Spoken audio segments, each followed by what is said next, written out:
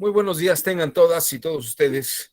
Mi nombre es Juan Abelardo Hernández. Bienvenidos a este diplomado en Justicia Electoral Digital.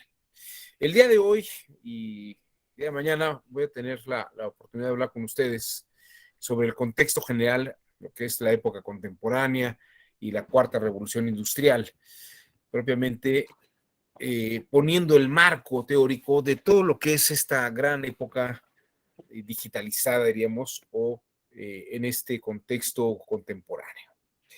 Me gustaría señalar que voy a basarme básicamente en dos posturas que podrán explicar los marcos precisamente en los que voy a operar y también exponer qué condiciones está arrojando el, la contingencia sanitaria COVID-19 que se presentó en los últimos 2 años prácticamente y qué escenario nos va a dar. Para comenzar, me gustaría exponer brevemente lo que es la idea del tiempo. ¿Qué es lo que marca las revoluciones industriales? ¿Y qué es lo que marca nuestra era digital y el mundo contemporáneo? Comenzaré explicando que hemos tenido o hemos experimentado como humanidad eh, tres formas de medición del tiempo, tres maneras de visión del tiempo. Y aquí tal vez valga la pena hacer una pequeña acotación. Antes de la escritura, antes de la aparición de la escritura, no había tiempo. No había tiempo. La idea del tiempo y la idea de la historia es un fenómeno que acontece a partir de la aparición de la escritura. Es decir, sin escritura no hay historia. Lo que marca la división entre la prehistoria y la historia es la aparición de la escritura.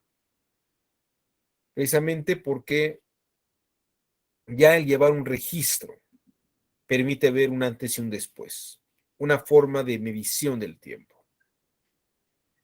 Entonces, la escritura, diríamos que también ha tenido formas de transformación, las formas de transformación. Y esto ha marcado las distintas épocas en las que ubicamos a la humanidad. El mundo antes de la escritura, antes de Sumeria, en el 2000 antes de Cristo, seguía viviendo en la etapa prehistórica.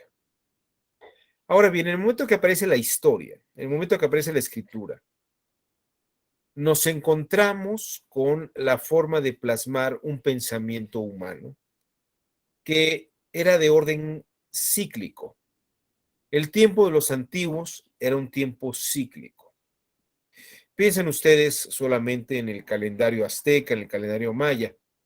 Eran semanas de 13 días en meses de 20 días. Semanas de 13 días, meses de 20 días. Y eran ciclos lunares y luego ciclos solares. Después de esos 260 días terminaba un año.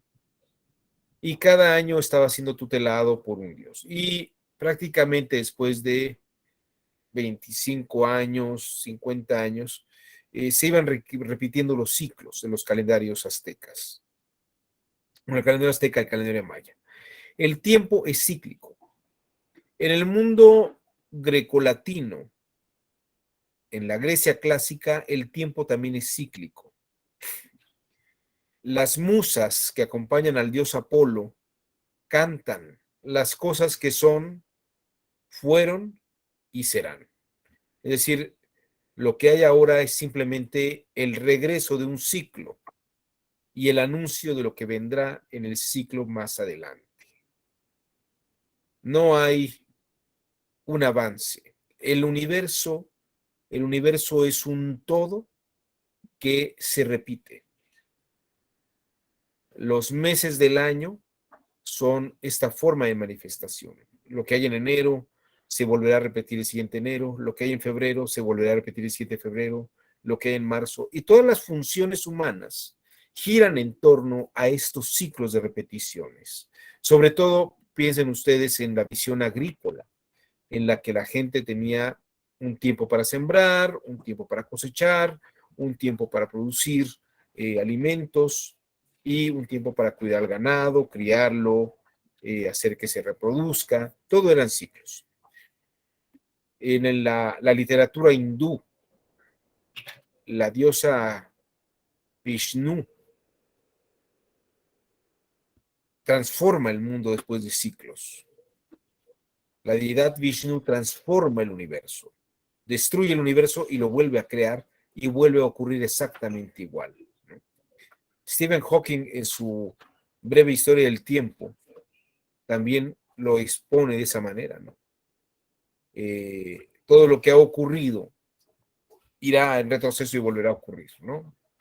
De una manera hipotética, abstracta. Pero bueno, esta idea del tiempo cíclico está en todas las civilizaciones, China, Japón, en los pueblos africanos, en los pueblos del norte, en Europa, en toda América.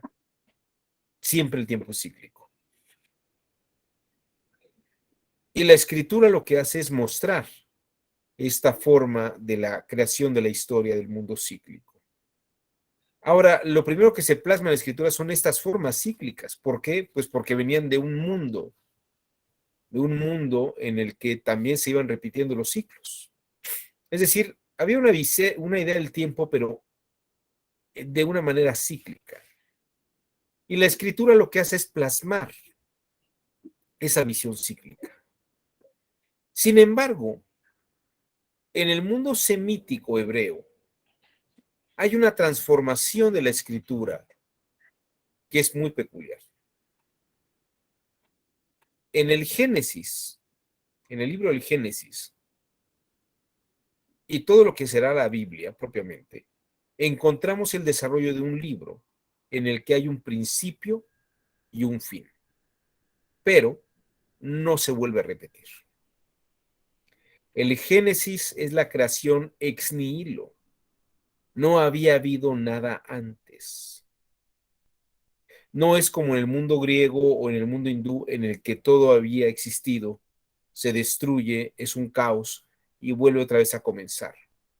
En la Biblia, Yahvé Dios crea a partir de la nada.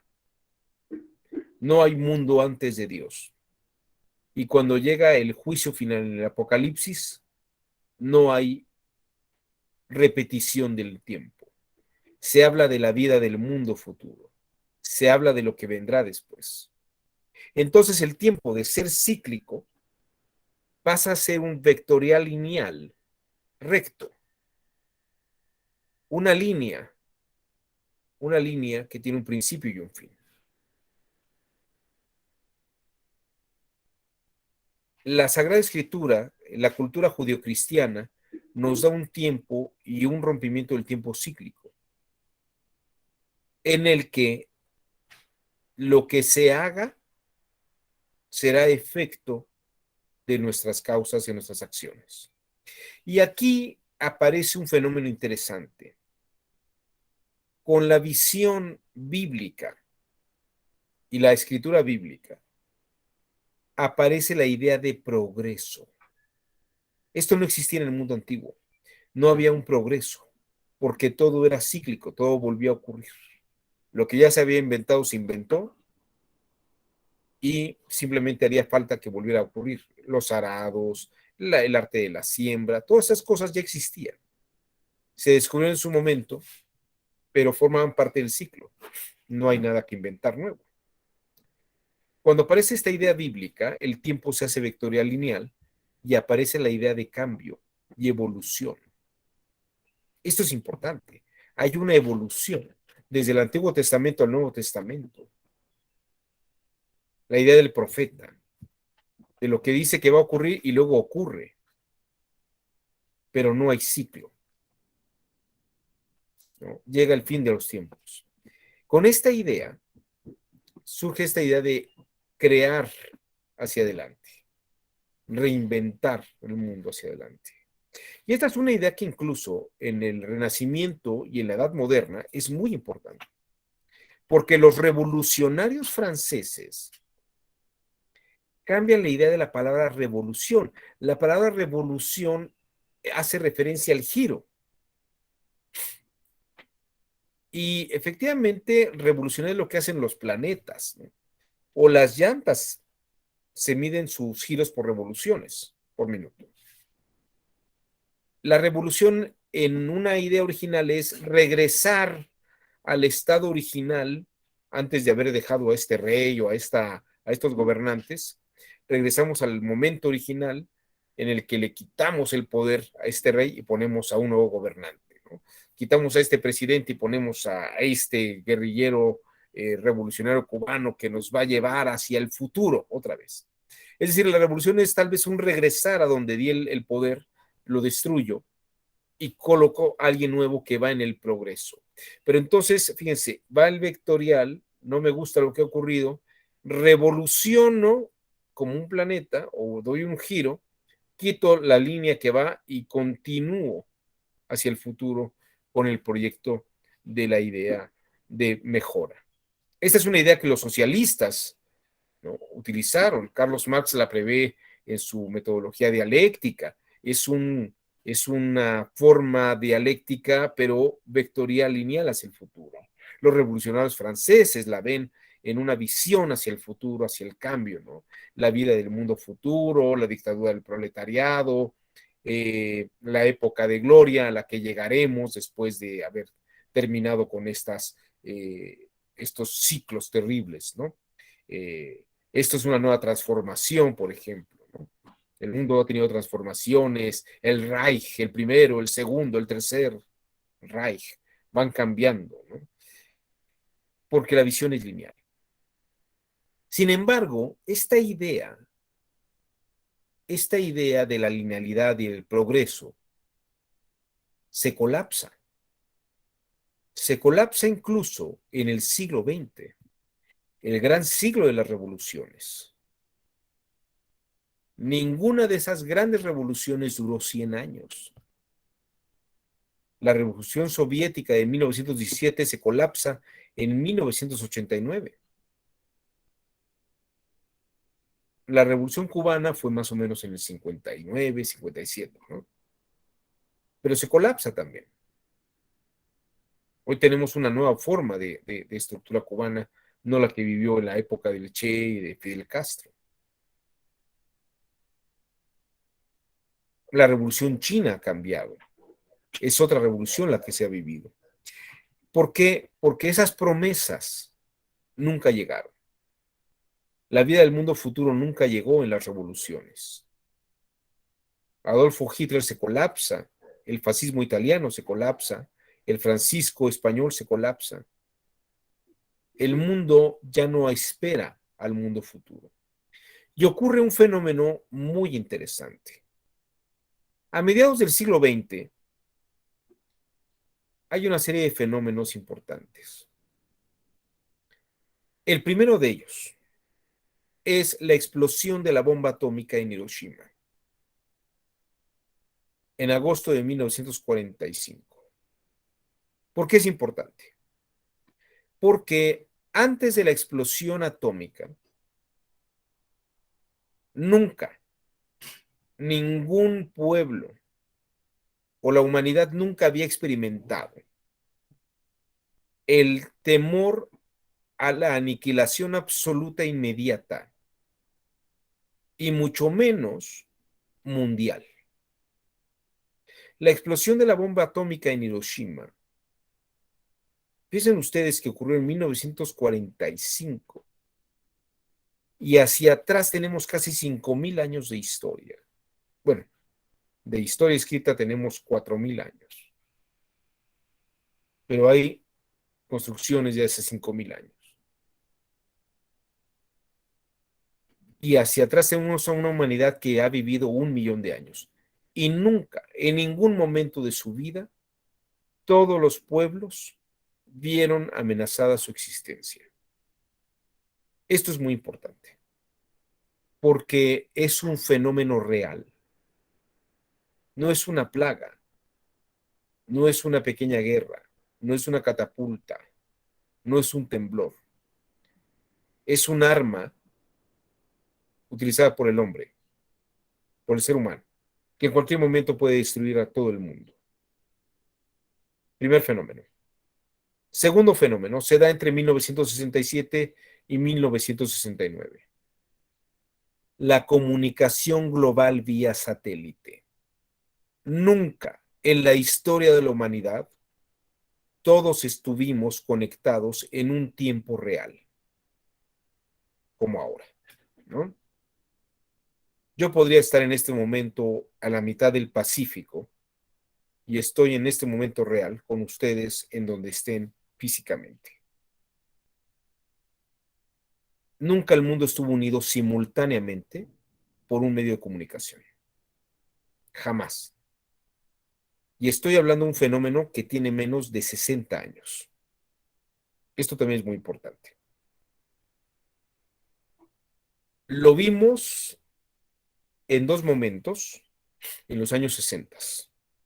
Uno, cuando la BBC intentó hacer una práctica con un programa que se llama Imágenes de nuestro mundo, en el que simultáneamente vía satélite se comunicó con distintas partes del mundo. El segundo momento fue cuando el Apolo 11 aterrizó, bueno, alunizó en suelo lunar. Y era la primera vez que el hombre pisaba la luna. Esos dos momentos fueron momentos en que todo el mundo vio simultáneamente el mismo hecho.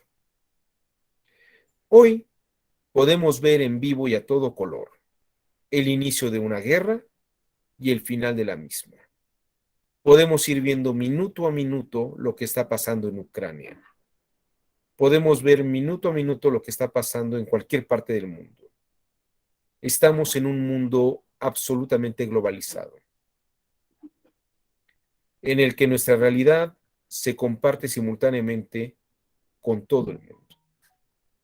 Las y los artistas jamás tuvieron un alcance mundial tan grande como el que estamos teniendo ahora. Ningún poderoso millonario o millonaria de la antigüedad tuvo tanto dinero como lo está teniendo ahora. Jamás. Nunca hubo un Carlos Slim. O sea, se hablaba de Creso, que era el hombre más rico del mundo, ¿no? En el siglo VII antes de Cristo. Pero Creso no tenía los corporativos de McDonald's, ni las transnacionales de Netflix, ni de Walmart, ni lo que a ustedes se les pudiera ocurrir. El mundo en el que estamos viviendo es un mundo globalizado. Y esto es muy importante. Lo que marca nuestra época es el mundo contemporáneo.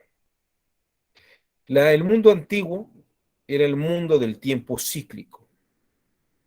La modernidad se perfecciona con la idea del progreso. Ser moderno era ver hacia el futuro, hacia un futuro que podemos alcanzar y hacerlo nosotros. Eso es ser moderno. Pero ¿por qué estamos viviendo en la era contemporánea? Vivimos en la era contemporánea porque todos, gracias a estos medios de comunicación, vivimos en el mismo tiempo. Todos estamos sincronizados en el mismo tiempo. Todo está ocurriendo simultáneamente ahora. Aunque el mundo contemporáneo se inaugura con el alunizaje, porque todo el mundo lo ve en el mismo momento, vamos a tardar tal vez unos 30 años en que el mundo esté globalizado a su perfección. Casi 40 años después, casi 30 y tantos años después del aterrizaje, bueno, del alunizaje del hombre en la luna, pudimos ver en vivo y a todo color, por lo menos, cómo un segundo avión se estrellaba en las Torres Gemelas de Nueva York. Y fueron imágenes que vimos por semanas, repetidas una y otra vez, y otra vez, y otra vez. Ese fue el final de la era.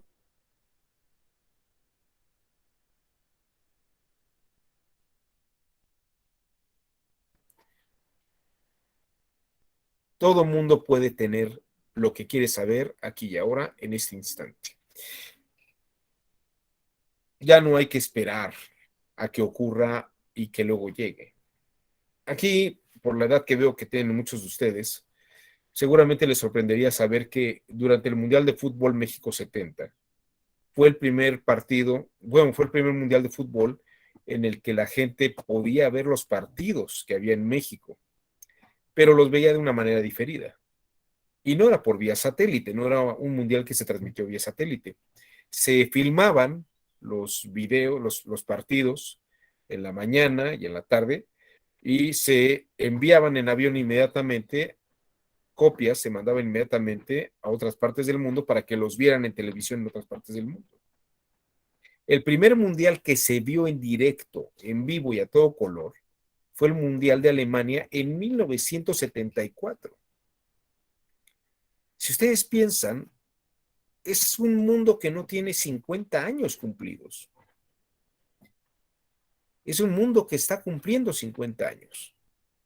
Son 50 años de entrar en el mundo contemporáneo y de entenderlo.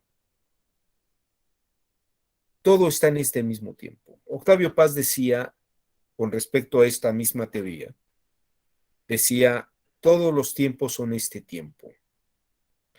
Hoy, aquí y ahora, y ustedes lo pueden ver, siguen ustedes escuchando música de la época de los años 20, de los 30, de los 40. Estamos oyendo música de Mozart, de Bach, de Beethoven, y simultáneamente oímos a Billie Eilish, ¿no? Oímos a Michael Jackson, oímos a los Beatles. Son de distintas épocas. Uno dice, ay, eso es 1960, esto es 1950. Elvis Presley es el hombre del siglo, 1955, 56, ¿no?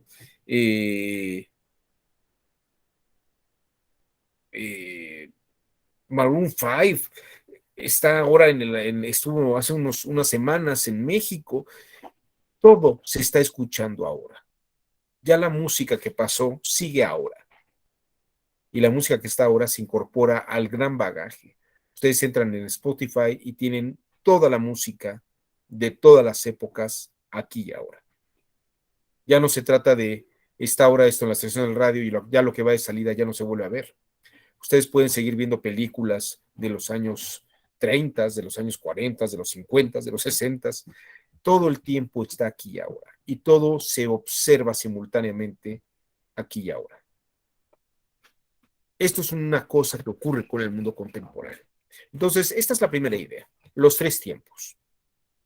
Ahora bien, vamos a hablar sobre las revoluciones industriales. Hasta antes de 1700, el mundo era un mundo artesanal y manual. Las cosas se hacían de una manera, digamos, eh, específica, con un objetivo específico en esa situación concreta. Si había que hacer un puente, pues se hacía el puente, se construía, ¿no? Y se terminaba ya. Y, por ejemplo, las personas morales, las constructoras, se creaban para hacer ese puente particular. Y determinando ese puente particular, se disolvían. Ya no había, ya no había más persona moral. Ustedes pueden decir, oye, pero esa persona moral puede haberse hecho más puentes, ¿no? Como estas compañías actualmente, y Casa, y Geo, y todas esas compañías pueden seguir haciendo casas. Pues fíjense que esa es una imagen que aparece hasta el siglo XX, hasta principios del siglo XX, finales del XIX, principios, inicios del siglo XX. Antes, las personas morales solamente hacían cosas específicas, muy puntuales, ¿no? eh, las, las, eh, las actividades solamente eran para hacer cosas muy específicas. Aquí estoy utilizando algunos datos de François Frourastier, que era un gran economista de los años 50 y 60, que hace todo un estudio de la economía de la humanidad, cuántas horas tenía que trabajar, cuánto producía. Por ejemplo, en 1789, en la época de la Revolución Francesa, el promedio de horas de trabajo de una persona era cerca de 16 horas de trabajo diarias para poder ganar el equivalente a 2 kilos de pan. Piensen ustedes esto, o sea, uno tenía que trabajar más para ganar el equivalente a 2 kilos de pan. Si ustedes tienen curiosidad de cuántos son 2 kilos de pan, pues piensen ustedes, pueden pensar en bolillos o en baguettes, ¿no? Y piensen que lo que gastan en eso es lo que tienen ustedes para gastar en un día, ¿no? Casi es mucho menor que lo que sería el salario mínimo o el equivalente a un salario mínimo en aquel momento. Pero 2 kilos de pan pues, nos podría alcanzar tal vez para una torta diaria, ¿no? Más o menos. Si quieren ustedes considerar el jamón y un poco de mayonesa y jitomate y un poco de esto. Más o menos es el equivalente. Piensen ustedes cuánto sería comprar 2 kilos de pan. Son más o menos 30 bolillos. Hagan ustedes la cuenta y vean si con 30 bolillos comen ustedes diariamente comida, desayuno y cena.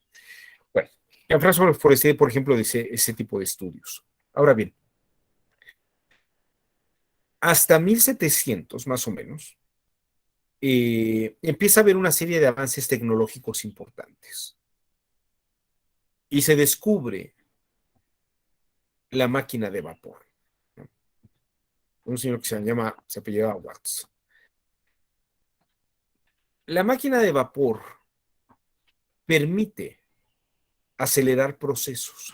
¿Qué es lo que hace una revolución industrial? ¿Por qué se le llama revoluciones industriales? Porque aceleran el proceso. Si yo tengo un barco que funciona con velas y para meterle doble velocidad pongo a los remeros a jalar, a remar, el barco se va a mover más rápido. Pero en algún momento mis remeros se van a cansar y a lo mejor el aire se acaba. Pero cuando yo tengo una máquina de vapor, puedo tener un barco que puede tener fuerza permanente en la medida que voy alimentando el vapor y el calor del vapor. Esto permitía que barcos pudieran cruzar el Atlántico perfectamente a una velocidad que no se había acostumbrado y obviamente se puede acelerar el proceso de transporte de población, transporte de mercancías. Para que se den ustedes una idea, esto revolucionó el comercio. Algunas personas preguntan por qué si México y Estados Unidos tenían igualdades de condiciones en 1900 o en 1800, ¿por qué de pronto Estados Unidos se dispara y México se queda en unas condiciones económicas terribles? Le echan la culpa a los presidentes, que hay una serie de rateros, que no hay inversiones, pero piensen ustedes una cosa que es muy importante. Estados Unidos tiene ríos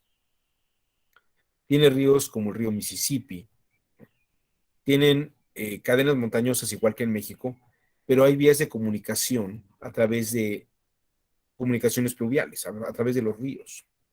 Si ustedes van a la frontera norte, van a ver grandes planicies, no hay montañas.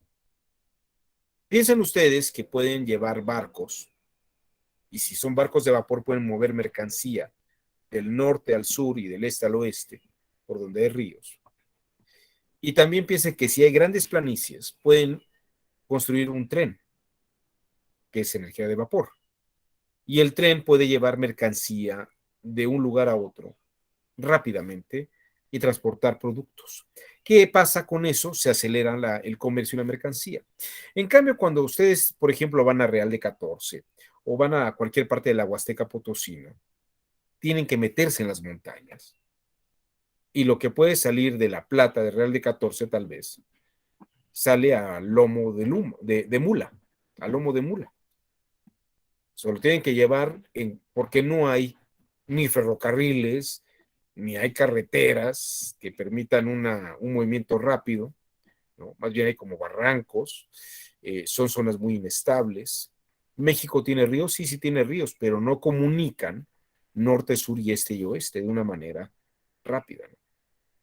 La frontera norte tal vez el río Bravo, pero en el interior de la República no lo hay. Entonces piensen ustedes cuando hay el vapor, se aceleran los procesos por las vías de comunicación, se acelera el comercio, se acelera la producción industrial. Esa es la gran primera revolución industrial, la del vapor. En el siglo IV antes de Cristo, en Grecia, había un señor que se llamó Herón de Alejandría, Herón de Alejandría, que inventó la máquina de vapor. Es decir, la máquina de vapor se la atribuimos a Watts, pero la máquina de vapor ya la había inventado Herón de Alejandría. Y Herón fue a ver al gran tirano de Alejandría. Ya había hecho incluso elevadores, puertas automáticas con vapor. Por ejemplo, hay unos planos muy famosos del templo de Apolo, donde la gente llegaba y ponía un poco de incienso y prendía un poco el incienso del dios Apolo y se generaba un humo. Y Herón había inventado una especie de globo de Cantoya que con el humo, con el vapor que se generaba ese incienso, se elevaba el globo de Cantoya y se abrían las puertas y atrás aparecía el dios Apolo. Entonces la gente le rezaba al dios Apolo y ya cuando se acababa el vaporcito, pues se cerraban las puertas, ¿no? Ya era el tiempo que suficiente, el dios Apolo le daba ese tiempo para abrir y cerrar las puertas. Eso existió en la época del siglo IV antes de Cristo.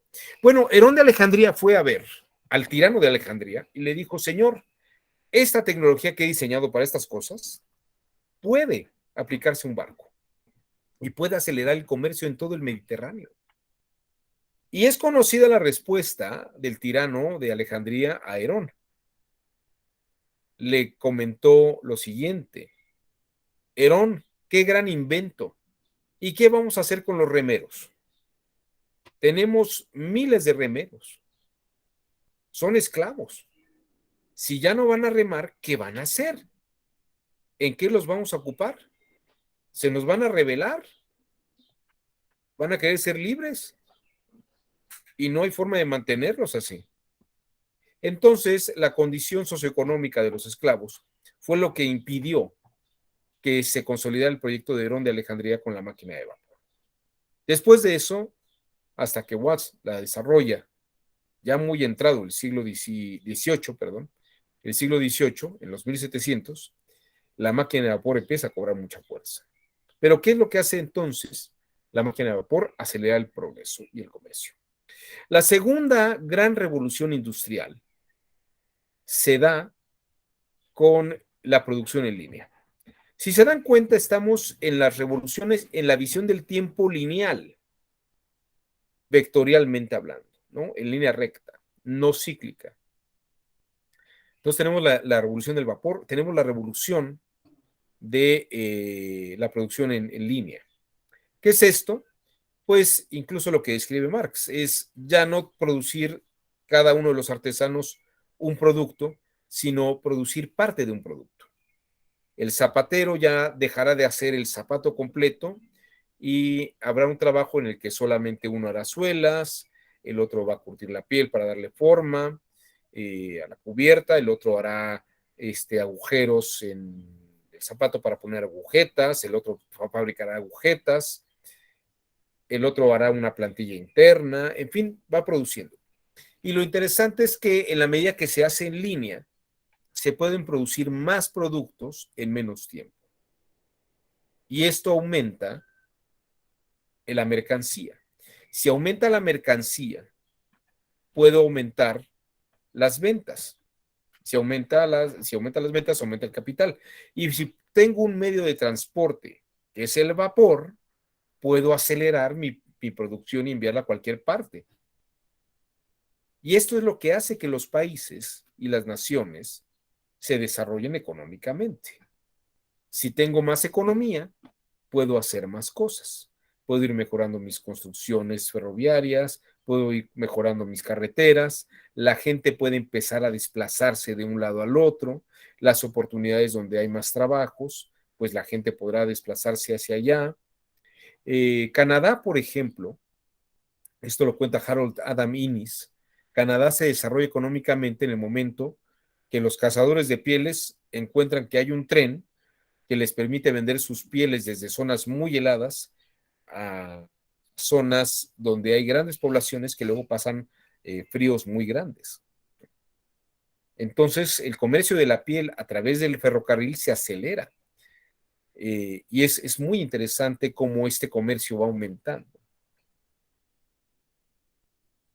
Obviamente, en la medida que las poblaciones aumentan, también se va dando un desarrollo de la democracia. ¿Por qué? Porque tenemos más población en grandes ciudades y esas ciudades pueden elegir gobernantes. Y una forma democrática es que haya grandes poblaciones con grandes electores y pueda haber movimiento de preferencias entre un candidato y otro. Entonces, la producción en línea es muy importante. La producción en línea es muy importante. Una persona hará mangas, otra persona hará torsos, otra persona surcirá botones. Las camisas se producirán en grandes cantidades. La tercera gran revolución industrial se dio entre 1967 y 1970. Son 3 años. Y la vamos a vivir durante 20 años. Quiero que vean ustedes que la producción en línea y la máquina de vapor impactaron y tuvieron casi más de 100 años. Bueno, tuvieron 100 años y un poquito más de evolución.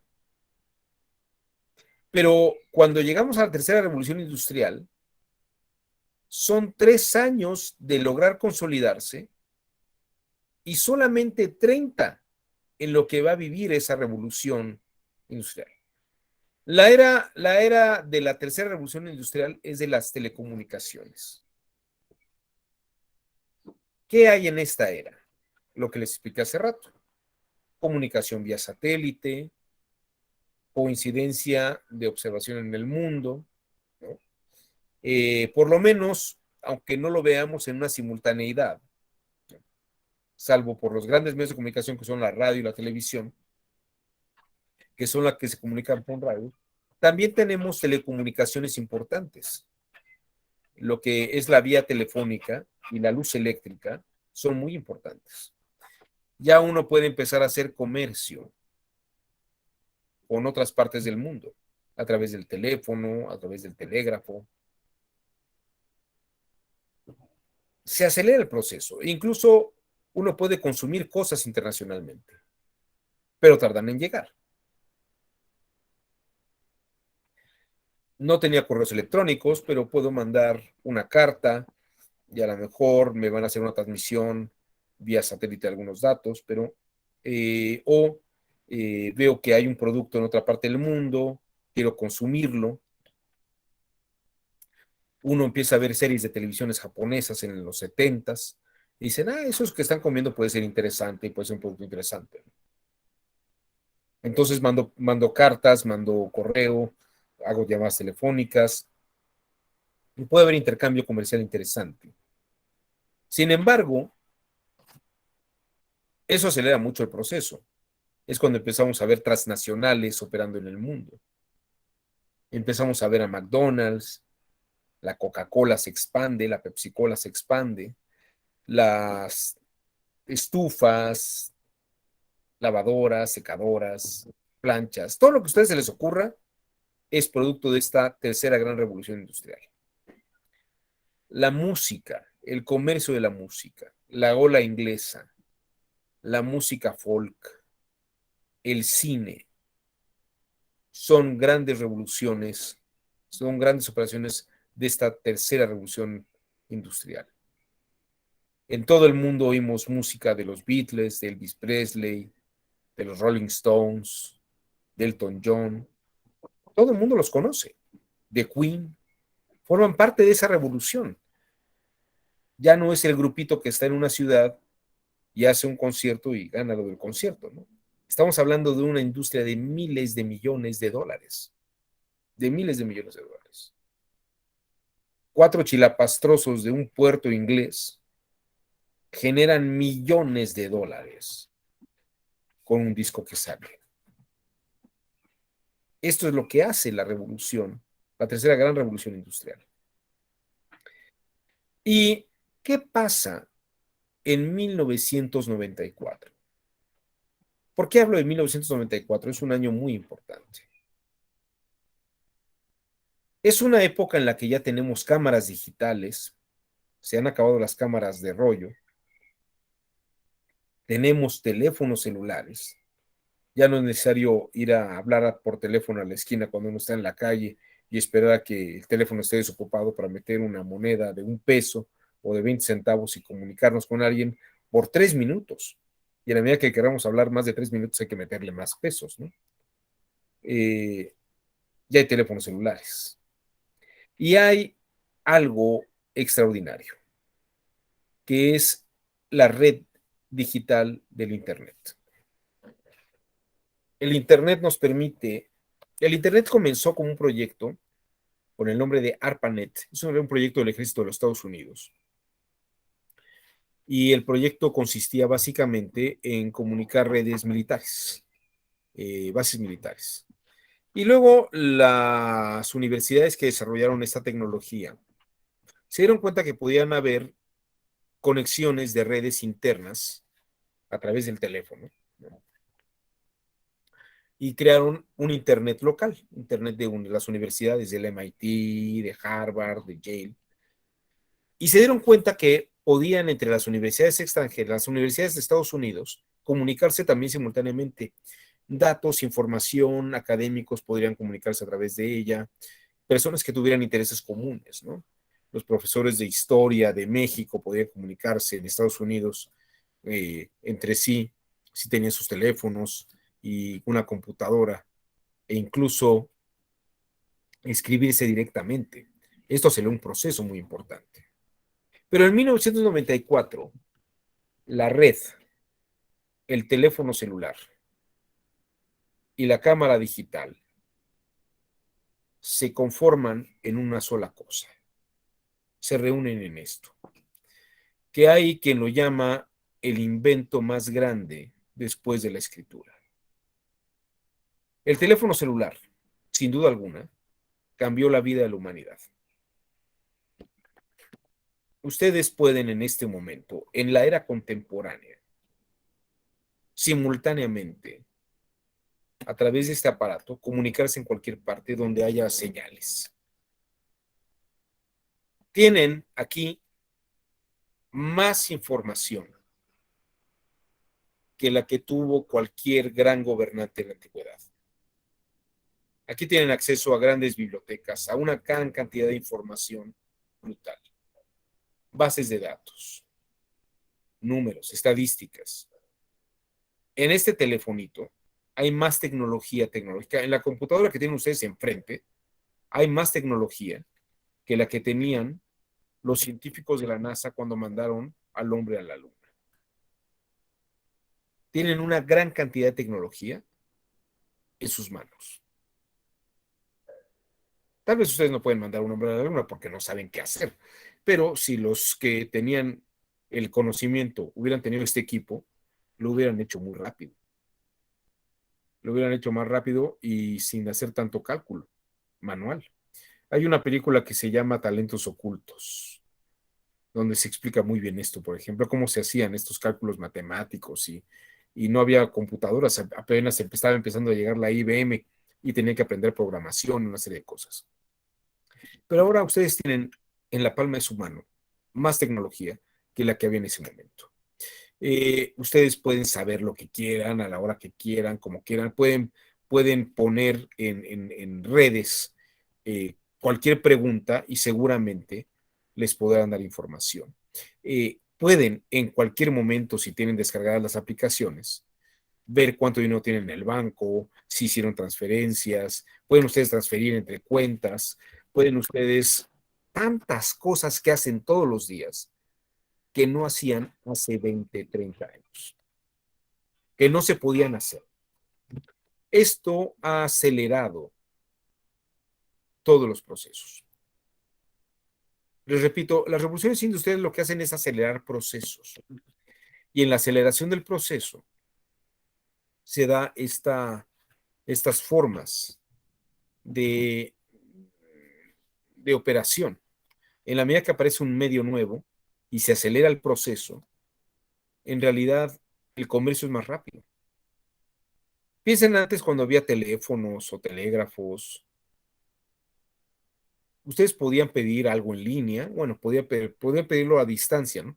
Podían escribirle a una fábrica en Japón que les mandara un producto, ¿no?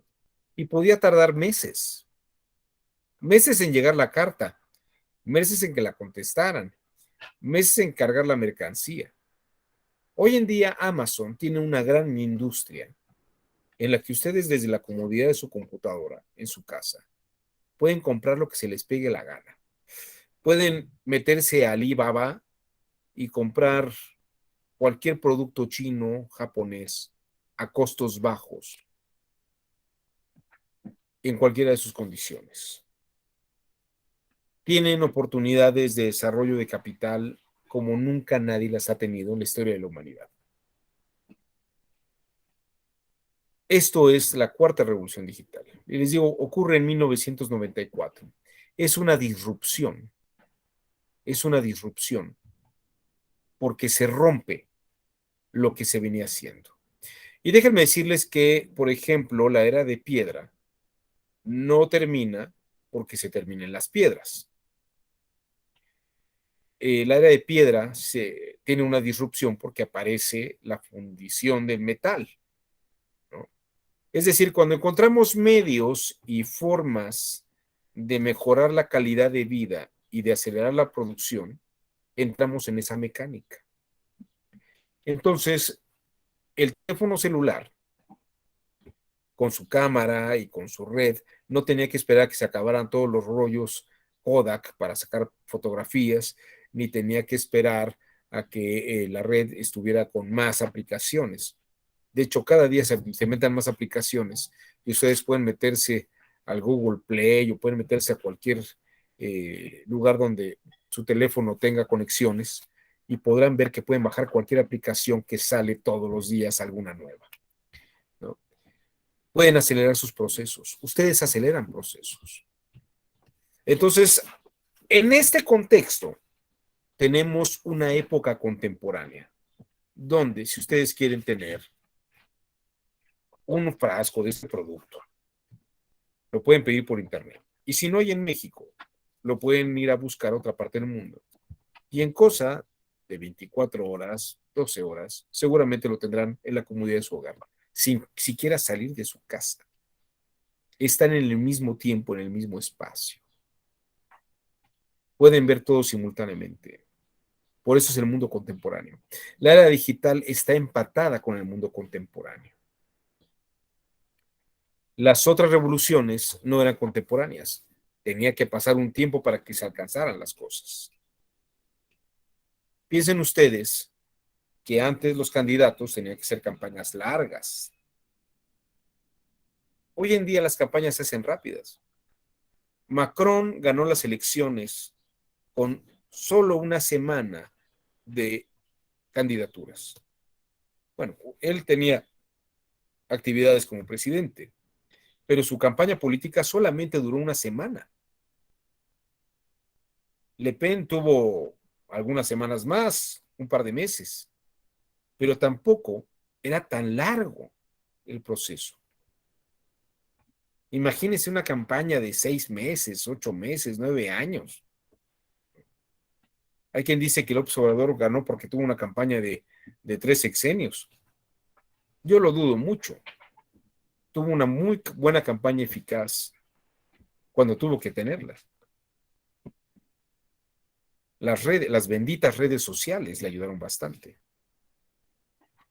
Pero es una revolución mediática en la que incluso todo el proceso electoral se puede rastrear minuto a minuto. Y sabemos todo simultáneamente en la medida que van ocurriendo las cosas. Podemos ir viendo las reacciones de los candidatos. Ya nadie tiene tanto tiempo para pensar algo, tiene que tener soluciones y estrategias inmediatas. Para que entiendan ustedes esto, en la revolución industrial tenemos muchos pros y muchas contras. Y es lo que voy a explicar ahora. Nada más que antes de entrar a esto, no sé si hasta aquí queda alguna duda sobre lo que he expuesto hasta aquí. La visión del tiempo y lo que son las cuatro revoluciones industriales. Ahora voy a explicar cuáles son las ventajas y desventajas que tienen y cómo funcionan. Pero no sé si hasta aquí alguien quiera comentar algo, alguna pregunta o algún comentario, ¿no? No sé. Usted, Eduardo Mexú, no tiene ninguna curiosidad, no quiere aportar nada, ¿no? Bueno, y por allá, Marely Patrón, tampoco, menos. Ella dice, no, a mí que usted sígale, ¿no? Bueno, fíjese, híjole, María de los Ángeles Arreguín hasta se fue, ya no quiso saber nada de esto. Bueno, espero que no sea tan aburrida esta sesión. A ver, déjenme compartirles algunos videos porque si no, luego se me van a aburrir terriblemente. Van a decir qué es esto. Bueno, vamos a hacer una cosa. Son las 12 del día. Vamos a hacer un descanso de 5 minutos y regresamos. ¿Les parece? 5 minutos nada más.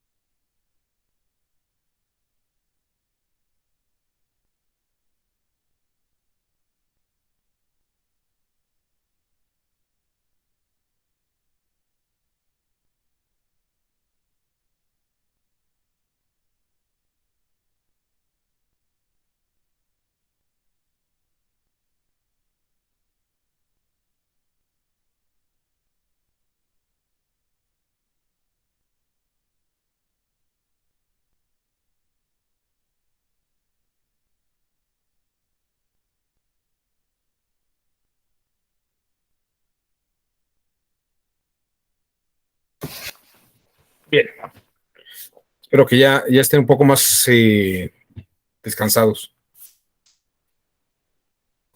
Vamos a continuar con la sesión. Vamos a continuar con la sesión. Tengo la conexión segura. Bueno, les comentaba yo hace unos instantes que los medios tienen una forma de operar muy peculiar. Y aquí voy a comentar una teoría que viene por la Escuela de Toronto, que es una versión de la Escuela de Frankfurt en América, y también los grandes descubrimientos de los cognitivistas contemporáneos sobre cómo funcionan los medios en nuestra época. Hay una forma doxástica de pensar en los medios, pero les voy a comentar una mecánica que existe y que se ha trabajado en nuestra época. Sobre todo les voy a dar alguna pista muy firme sobre este asunto. Les quiero presentar, bueno, primero les voy a platicar de la teoría, de esta teoría, y luego les voy a platicar qué aplicaciones prácticas ha tenido, porque no se ha quedado en la teoría, es un mecanismo muy interesante esto. Voy aquí a utilizar esta presentación. Bueno, les quiero presentar a este señor que se llama René Sassou. René Sassou es un psicólogo francés que no es que él haya desarrollado esta teoría, sin embargo, la explica muy bien y digamos que ha encontrado una vertiente importante para su aplicación. René Sassou afirma que todos los seres humanos nacemos exactamente iguales con la misma carga nuclear o cromosómica. Esto me parece que todo el mundo estamos de acuerdo. Ahora bien, dice Sassou, sin embargo, dependiendo de cómo esa carga cromosómica sea trabajada, las personas van a desarrollar unas habilidades y van a atrofiar otras, o van a desarrollarse más con ciertas formas de pensamiento que de otras. Si una persona aprende escritura alfabética y otra aprende escritura jeroglífica o ideográfica, como en el caso de Japón y China, va a tener procesos distintos de desarrollo del lenguaje y, por consecuencia, formas distintas de apreciación de la realidad y también de la forma de toma de decisiones y contemplaciones de temas. Sobre esto les podría mostrar yo algunos ejemplos, pero solamente estoy explicando en ese momento la teoría. Si quieren, luego les muestro qué tanta realidad hay sobre esto. Hay estudios de la Universidad de Michigan que son contundentes y son muy claros. Entonces, el nivel nuclear cromosómico, como lo llama él, el momento que se circunscribe a un programa somático y orgánico, la gente moldea y cambia sus formas de percepción y pensamiento y de actos. Y de esa manera se dice que transforma la visión psíquica de las personas. En ese sentido, precisamente lo que muestra este hombre es que dependiendo de los medios que se utilicen, las formas de razonamiento son distintas. Les voy a poner un pequeño fragmento de un documental que se llama Oriente y Occidente, que va a ilustrar esto que está ocurriendo. Van a ver ustedes el fenómeno, pero además les quiero decir que esto tiene una explicación con lo que voy a plantear ahora y tiene que ver con los medios y la revolución digital en nuestra época. Van a ver ustedes cómo los orientales perciben de una manera y los occidentales de otra, pero no tiene nada que ver con el tema de la raza, ni de la etnia, ni de cromosomas. Tiene que ver con los medios que utilizan. Solamente voy a mostrarles un par de imágenes que pueden ser muy ilustrativas de cómo funcionan los medios en la gente.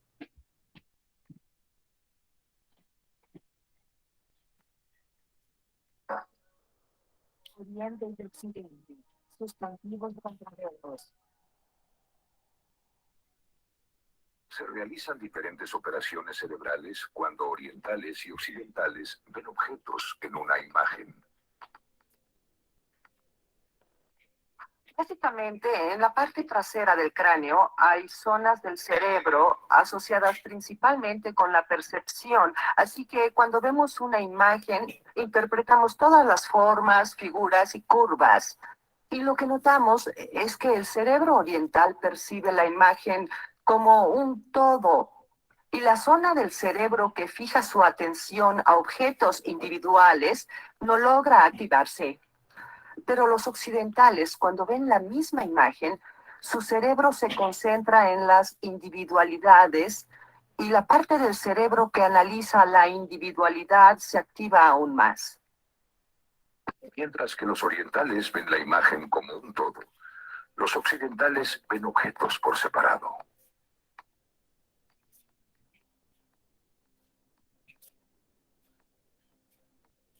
Estudió el movimiento de ojos de occidentales y orientales mientras veían a un tigre en la jungla.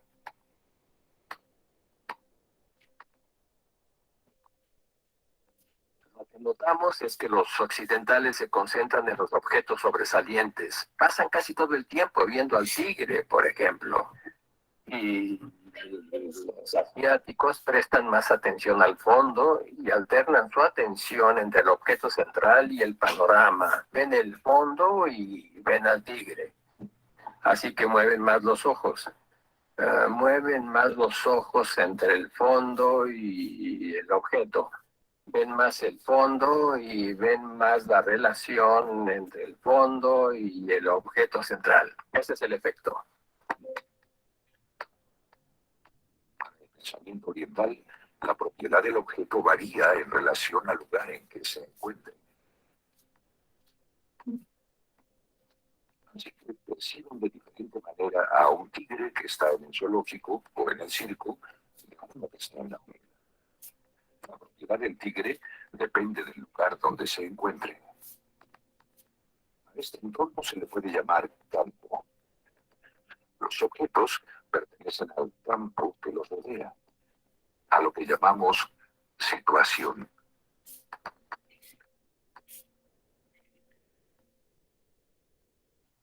Aquí está una persona alegre.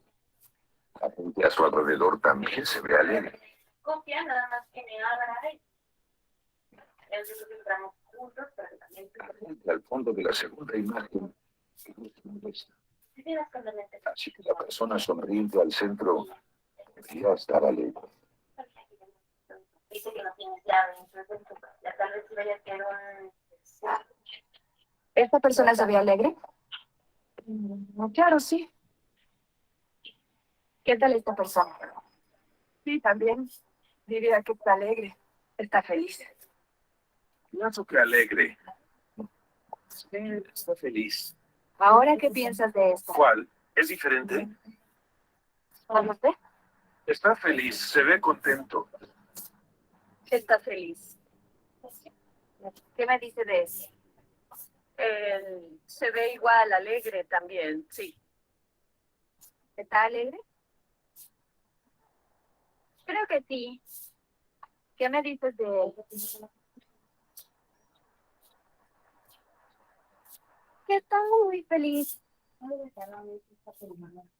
Los occidentales en general tienden a fijarse solo en el centro de la escena, que es el personaje central. Claro, es una prueba, se puede enfocar en el centro y es correcto adivinar los gestos faciales de la figura central. Y luego, aunque el fondo haya cambiado con un fondo de enojo o un fondo triste o un fondo alegre, no les importa mucho eso, lo que significa que realizan una evaluación, desde luego, con base al mismo tipo de expresiones faciales. ¿Esta persona se ve alegre? Sí. ¿Y esta otra persona? No, ella no, ya que la gente que la rodea no está alegre. Se ve alegre. ¿La persona en el centro luce alegre? No, ella no, ¿Por qué? porque el resto está enojado. Eso creo. Está contento.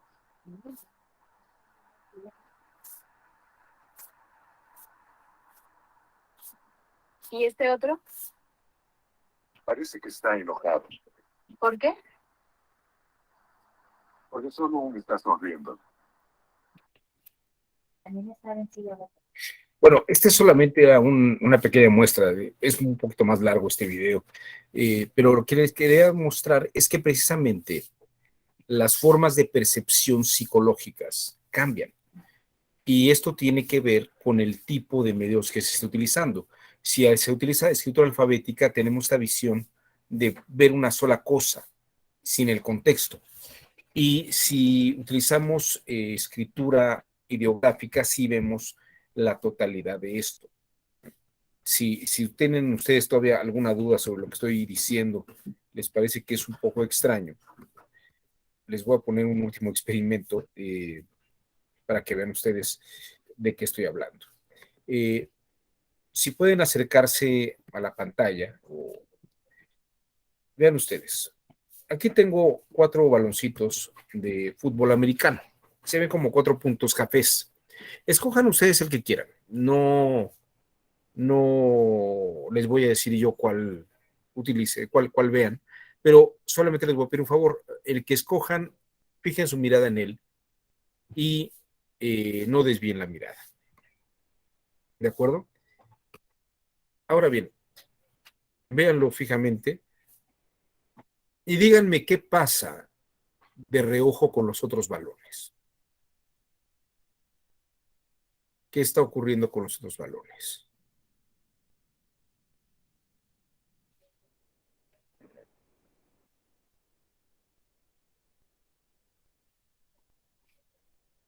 Su mirada está fija en uno, pero de reojo ven un poco los otros. ¿Qué es lo que pasa con los otros?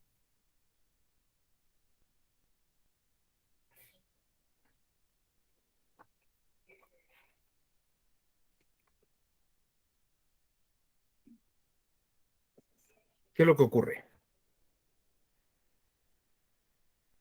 ¿Sí los vieron o no? A ver, alguien aquí en el chat me quiere decir qué fue lo que pasó. ¿Seguían ahí todos los balones?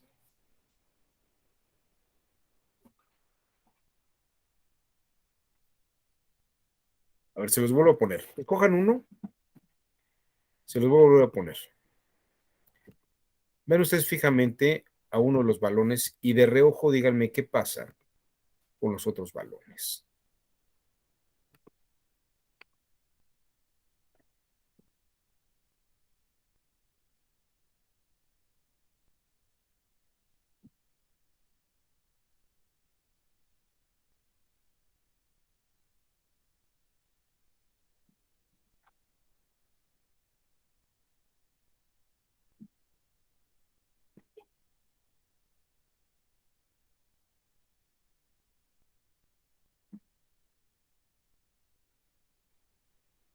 ¿Qué les pasa?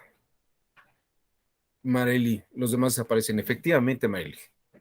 Y esto nos pasa a nosotros, efectivamente pasa porque nosotros estamos acostumbrados a leer alfabéticamente. Este fenómeno que se llama escotoma en el mundo greco-romano y que nos pasa a nosotros que perdemos el contexto, no vemos el contexto, es porque nosotros vemos con la mirada fija una letra tras otra letra, tras otra letra, tras otra letra. El oriental, el japonés o el coreano no ven por separado, ven de golpe 2 o 3 imágenes conjuntamente, porque ellos manejan ideogramas. Por eso cuando ven que el contexto de las personas se pone triste, la persona al centro que esté sonriendo también debe estar triste. Pero es una forma de moldeaje de pensamiento. Y esto tiene que ver con el tipo de medios que se está usando. En este caso estoy hablando de la escritura alfabética o de la escritura ideográfica. Ahora, dependiendo del medio, esto es lo que quiero decir. Si utilizamos el vapor, utilizamos la electricidad o utilizamos la imprenta o cualquier otra forma, nuestra forma de apreciar la realidad, como diría René Sassou, se modifica. Vamos percibiendo las cosas de otra manera. Usted me puede decir, bueno, ¿y eso cómo está comprobado o qué tan cierto es eso? Bueno, les voy a presentar a este hombre que es el director de un centro en el MIT, en el Instituto Tecnológico de Massachusetts. Se llama Nicolás Negroponte y es fundador de una cosa que se llama el Media Lab, el laboratorio de los medios, donde precisamente ven las patentes de los productos, de los inventos, de todo lo que va a salir al mercado en algún momento y cómo va a impactar en la forma de razonamiento y en la forma de los cambios de actuación social y un poco cómo se va a modificar el proceso cultural a partir de esos medios. Eh, y precisamente el Media Lab, aquí ven ustedes el logo, Media Lab Directors Fellows Program, ¿no? Y el programa de medios y artes, cómo impactan las ciencias, en las artes y, por ejemplo, cómo se repiensa la comida con todos estos productos. El teléfono celular con la pandemia y obviamente con las condiciones digitales, pues uno pensaría que puede ir al supermercado o puede ir a comprar la comida. Y aunque ya Superama en algún momento, hoy Walmart Express, ya llevaba el alimento a la casa, eso era un proceso que se pensaba solamente para ciertas personas, ya adultos mayores que no salían. Pero cuando nos topamos con la pandemia, parece que esa forma dejó de estereotiparse para los adultos mayores y abarcó a todo el sector de la población media, de edad media superior y todo el mundo podía pedir cosas. Una persona ya no podía, por ejemplo, mi hija de 19 años, pues ya no podía ir a los centros comerciales por la pandemia, pero empezó a comprar productos de una compañía que se llamaba Shein en China, que era ropa muy barata, si no le quedaba, pues era el gasto no tan grande como si uno fuera al centro comercial y comprara una ropa. Los medios transforman nuestra forma de ver el entretenimiento. Piensen ustedes que gracias a esta pandemia las plataformas digitales cobraron un valor mucho más grande y la presencia en los cines, pues sí ha aumentado relativamente en los estrenos, pero más adelante las películas tienen una vida muy corta en las pantallas. La industria de las computadoras ha crecido y obviamente lo que es el mundo de la imprenta se ha modificado. ¿Qué quiere decir Negroponte con esto? Esto no es un laboratorio especulativo. Los empresarios y las grandes corporaciones ven cómo estos medios, estas aplicaciones van a impactar, como TikTok transformó un poco la industria en estos 2 años de pandemia, todo lo que estamos haciendo ahora, la forma de vida que estamos llevando en este momento es producto de transformación de los medios. Los medios digitales están transformando toda nuestra vida. Eh, Hay una máquina para quien le guste la cocina que se llama Thermomix. Yo la conocí ahora en estas épocas de pandemia y es un aparato, es una computadora de cocina en la que nadie sin saber cocina, si sigue las instrucciones de la computadora, en un solo aparato, no tiene que estar moviendo cosas de un aparato al otro, en un solo aparato puede cocinar lo que se le pegue la gana, desde mole verde hasta unas enchiladas, ¿no? O hasta un pastel, un strudel alemán, lo que ustedes quieran. Existe una modificación de nuestra comprensión de las cosas, ¿no? Y obviamente esto va a impactar en todo el universo laboral y en todo el universo sociopolítico y económico. Ustedes ya lo están viviendo en un nivel sociopolítico y económico. Y lo que estamos viendo es cómo esta revolución industrial también va a afectar nuestra vida digital en el campo de la política, de las cuestiones de administración pública y obviamente de las elecciones de cargos de diputados, senadores, alcaldías, ¿no? Cabildos, consejeros, presidente o presidenta de la República. Todo esto está sometido a una nueva forma de razonamiento. Probablemente ni ustedes ni yo la entendamos exactamente cómo está funcionando, pero cualquier lógica que se tenía sobre cómo funcionaba el sistema electoral dentro de esta política de medios se está transformando. Antes, piensen ustedes cómo está nuestra legislación en materia electoral. Se habla, por ejemplo, de la veda electoral, ¿no? En una época en la que se hizo esa ley, había radio, televisión, periódicos, en los que pues era la forma de comunicarse y de conocer cosas. Pero hoy en día, con un aparato como este, cualquier particular, no siendo servidor público, puede difundir y violentar todo el campo de la veda electoral. Como si, como si la restricción ya no alcanza a los particulares, ¿no? Fíjense cómo las leyes han cambiado. Hubo una época en que el delito de desaparición forzada era exclusivamente de servidores públicos. ¿Por qué? Pues porque era el Estado, era el que tenía la fuerza pública, tenía militares, policía, marina, podía subir a una persona a cualquier automóvil y desaparecerla, ¿no? Y por ejemplo, una de las cosas que ocurrió con el caso lamentable de estos 43 estudiantes es que la desaparición forzada no necesariamente la llevó el funcionario público, está involucrado el crimen organizado. Y esos señores, señoritas y señoras, no son servidores públicos, ¿no? La desaparición forzada no puede tipificarse en particulares. Hasta que Peña Nieto, un año antes de salir de la presidencia de la República, salió una ley que él propuso, que era la ley de desaparición forzada realizada por servidores públicos y particulares, y desaparición realizada por particulares. Entonces los particulares también ya están empezando a entrar dentro del campo de las restricciones normativas. Esa es una, ¿no? Y también hemos ido ampliando el abanico. Hoy en día se habla de responsabilidades de servidores públicos y particulares involucrados. Las leyes hacendarias se están metiendo en ese asunto. Las leyes hacendarias se están metiendo en estos asuntos. Porque ¿cómo detectar el fenómeno de corrupción si no es con ayuda de sectores particulares? Y piensen ustedes, la materia electoral, que principalmente atendía a servidores públicos, ahora también debería tener un alcance a los particulares. O bien empezar a liberalizar todo ese sector, del sector de las vedas y de las restricciones que tenía alguien, ¿no? Como servidor o servidora pública, ¿no? Usted como servidor público no puede decir por quién vota, no puede estar difundiendo esto, no puede estar diciendo que...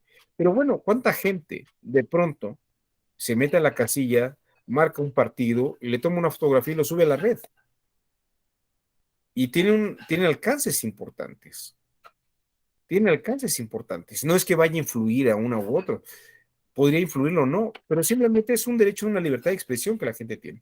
¿Qué hemos vivido con esta idea de la revocación de mandato en las últimas semanas a punto de la revocación del mandato?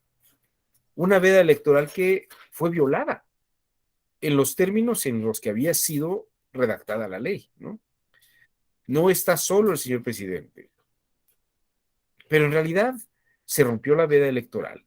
Se decía que eran particulares los que estaban promoviendo esto, donde hay una ley que restringe a un particular a hacer eso.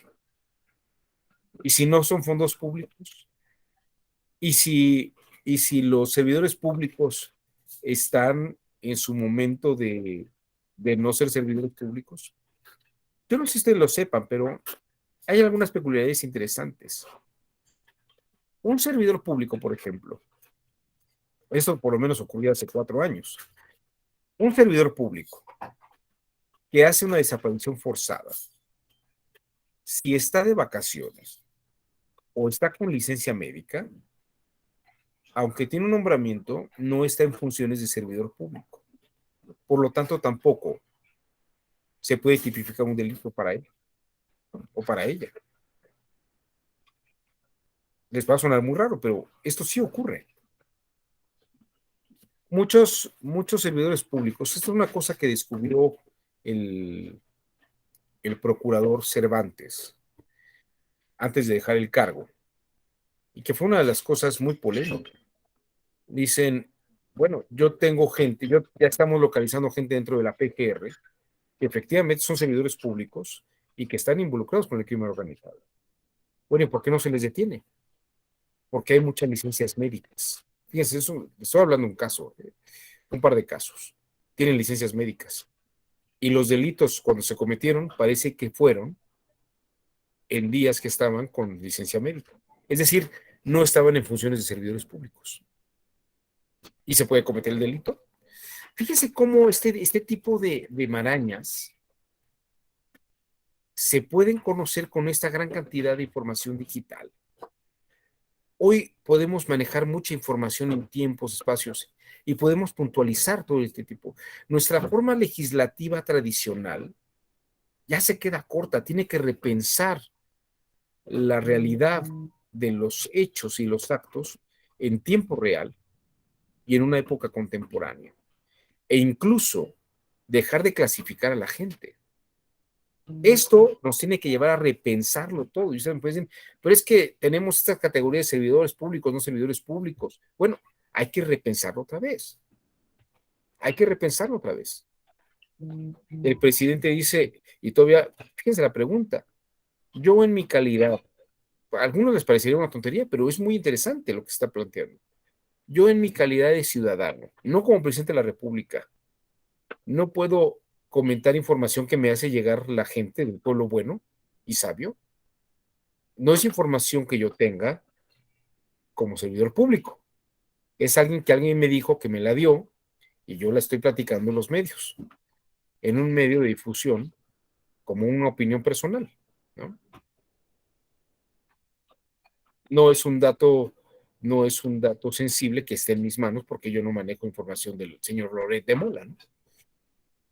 Estas son las cosas que hay que repensar, porque ellos las han repensado y las están tan repensando que antes de iniciar un proceso o una sanción, hay que pensar bien las cosas, no porque sea el presidente de la República, sino porque hay una especie de vacío estructural que los medios de comunicación están generando.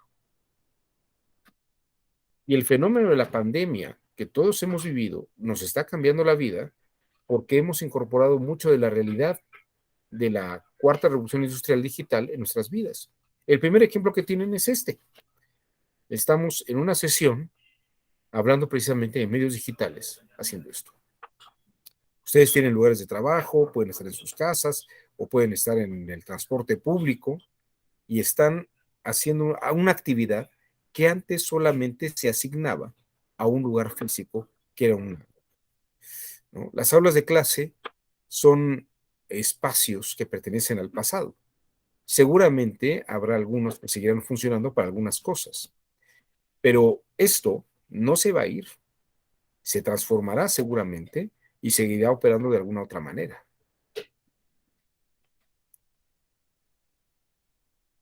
Me quedan escasos 9 minutos antes de que acabemos la sesión. No sé si alguien quiera comentar algo hasta este punto. Todavía no he explicado cómo funcionan los medios, pero bueno, ya lo empecé a señalar. El medio funciona de tal manera que, por las características que tiene, modifica nuestras formas de razonamiento. Y piensen ustedes cómo veían la vida hace 3 años, cómo la veían hace 15 años.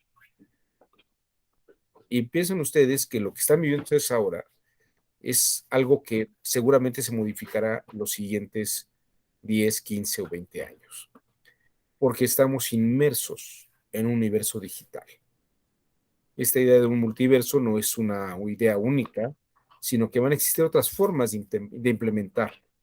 Ya hay operaciones que pueden hacer robots a distancia, ¿no?